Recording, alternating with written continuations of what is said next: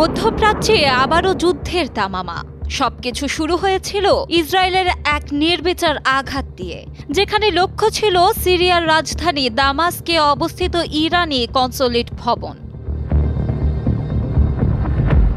মাত্র কয়েকদিন আগে রাতের আধারে দামাস্কাসের কূটনৈতিক এলাকায় হঠাৎই বজ্রপাতের মতো আঘাত হানে ইসরায়েলের যুদ্ধ বিমান। ওই হামলায় ইরানের কুদস বাহিনীর শীর্ষ জেনারেল সহ বেশ কয়েকজন কর্মকর্তা নিহত হন। আঘাতটা ছিল শুধু একজন বা দুজন ব্যক্তির বিরুদ্ধে নয়, এটা ছিল গোটা ইরান রাষ্ট্রের গায়ে লেগে থাকা এক চরম অপমান।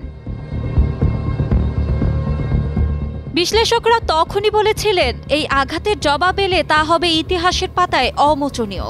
ইসরায়েলের সেই আগুনের জবাব এলো 16 জুন, ঠিক ভোর রাতে। ইরানের বিপ্লবী গার্ড বাহিনীর মহাকাশ ও বিমান শাখা একযোগে শুরু করে তাদের নতুন প্রতিশোধ অভিযান ইয়া আলী ইবনে আবি তালিব, যা ট্রু প্রমিস 3 নামক ধারাবাহিক অভিযানের একটি অংশ।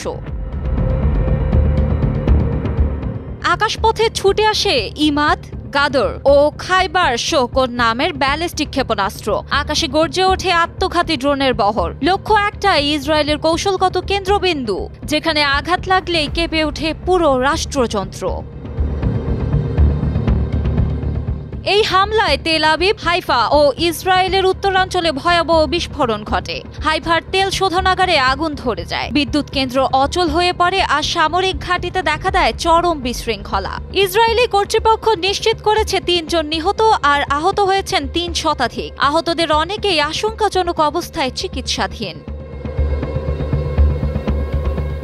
ইসরায়েলের আকাশ প্রতিরক্ষা ব্যবস্থা কিছু ক্ষেপণাস্ত্র প্রতিহত করতে পারলেও অধিকাংশই ঢুকে যায় গভীরে। তেল শোধনাগার, জ্বালানি ডিপো, সামরিক ইনস্টলেশন সবই ছিল এই পাল্টা আঘাতের নিশানায়। এই পাল্টাপাল্টি হামলার পর গোটা মধ্যপ্রাচ্য যেন দাঁড়িয়ে আছে বিস্ফোরণের মুখে। যুক্তরাষ্ট্র, রাশিয়া, চীন সহ প্রভাবশালী দেশগুলো শান্তি বজায় রাখার আহ্বান জানালেও বাস্তবতা বলছে এ লড়াই থামবে না।